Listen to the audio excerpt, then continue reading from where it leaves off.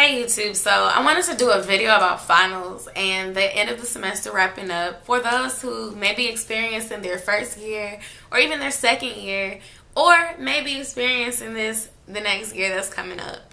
So this is the time of year when finals comes up in college and shit gets real. I'm just going to be straight up and honest. This is the most stressful time of the semester. This is when you start eating random snacks, you're hitting the gym, you're biting your nails, you're angry, you're on edge because teachers and professors at your college just feel like it's the greatest time to include, your last two exams or your last big paper or your big group project or anything like that that is very vital to your final grade. This is when your numbers must be crunched and when stuff is absolutely vital, like for passing. So I just want to give you guys some examples of some things that y'all can do to stay on top so that you don't fall and, have to end up taking classes again or end up ruining such a good grade. So number one, the first thing that I always do is actually a tip that you had to do from the beginning. I always do really, really well at the beginning of my classes during fall and spring semester. And this is because I already know the senioritis type feeling comes every single year when it's time for we to have like 3 or 4 weeks left in the semester. It's similar to the feeling that you were going to get when it's time for you to graduate or time for summer to roll around. You only got like 20 days of school left and you just don't feel like doing anything.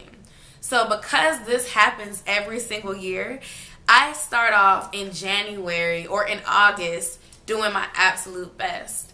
That way I have rooms for screw-ups later. And I swear I do this every single semester. And when you start yourself out with A's and B's, it's so much better of a foundation for you than when you start yourself out with C's and D's. If you start out with C's and D's and then at the end you're still making C's and D's, then you might end up with a D or an F in the class. But if you start off with A's and B's and you make a bad grade like an F, you still could end up with a B in that class. So that's my first tip for you guys, you college students out there. Make sure that you start off on top. Plus, it's less stressful that way. Some people actually wait until their midterm, which is halfway in the middle of the semester, to see that they're failing a class and then try to pull it up. And for some classes, that's really not a great idea because some classes you only have 3 tests and your midterm is your first test. So if you only have 3 tests and you make an F on the first one, you absolutely cannot pass that class if you fail anything else. Other classes give you more leeway, like you might have 3 or 4 papers to do and a presentation and attendance policy. And so one big thing, and this is also going to be my step 2, that can make you shine during this time is your attendance. Some professors curve grades or give leeway when they see that their students are attentive and attending their classes. And this may sound absolutely elementary, but it's true. Some teachers are straight by the book and they don't curve and you earn your grade by doing your work. They don't care if you're there. If you pass, then you pass. But other teachers work with you based on how you work with them. If you show them that you're interested in their class and you want to be there, then they'll show you that they care about you passing their class and they'll help you out. So they might turn your 79 into an 80 or even your 77 into an 80. You know what I mean? And when you show them that you care by asking questions and being attentive in class and not falling asleep and, not always being late, which is a problem of mine. I do show up late sometimes to class, but I don't miss days. In fact, this semester I missed a day because I was sick and I overslept, and then I emailed my professor and told him that. Because my thing is you're paying for it, and a lot of people don't understand that you're not hurting the professor by not showing up. You're hurting yourself. When you don't show up to class, you've already paid for that class before it started. So when you don't show up, you're pretty much cheating yourself because then later you have to catch up on what you missed. You have to ask somebody who's probably going to tell you, oh, we did nothing. But it might be something like a pop quiz that happened or a vital note that might be on your next test. And the next thing you know, you see a question that's on the test and you're like, the teacher didn't teach this. And they did, but you weren't there and your friend didn't tell you. You can't be responsible for your work if you're not there. So make sure you're showing up in those last few weeks of school. I know it feels like, oh, this is so redundant. I can't stand this class. I can't wait for summer. But trust and believe. Like, it's so much more rewarding to get that grade that you wanted at the end of the semester if you put your effort in.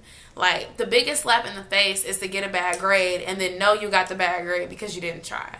If you tried and you still did bad, then you can at least pat yourself on the back and be like, I tried and I put my effort into this C or whatever, you know? So yeah. Number 3, you want to make sure you do any extra credit opportunity that is available. It doesn't matter if it's a 5-page paper on Dr. Seuss or a freaking Hitler movie or something that you don't even want to do. If it's an extra credit opportunity, take it. It doesn't even matter if you have an A. When I tell you a final can turn an A to a B so fast, like, do your extra credit. Extra credit saves lives. And if your teacher doesn't offer extra credit, be attentive in class because you never know what type of curve your teacher could do for you. And that could totally change your grade. Study. Now, this sounds so redundant. I know you hear it all the time. People telling you need to study, you need to do this. It's college. Study is not high school. But it's true.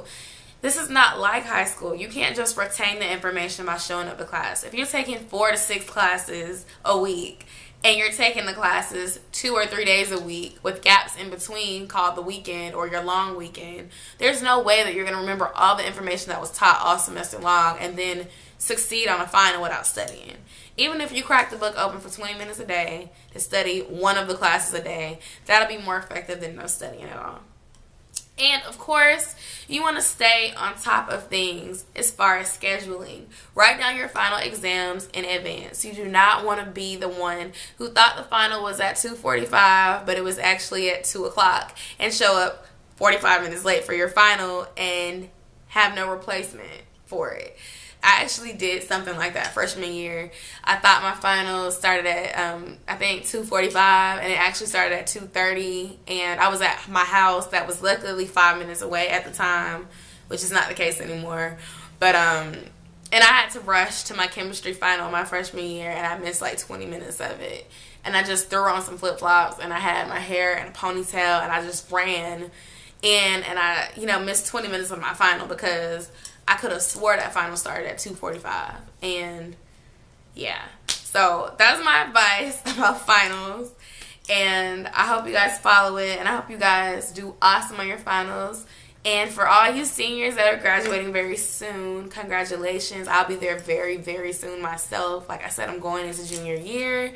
Time flies when you're being educated because I was just a freshman and it seemed like yesterday. So yeah, bye.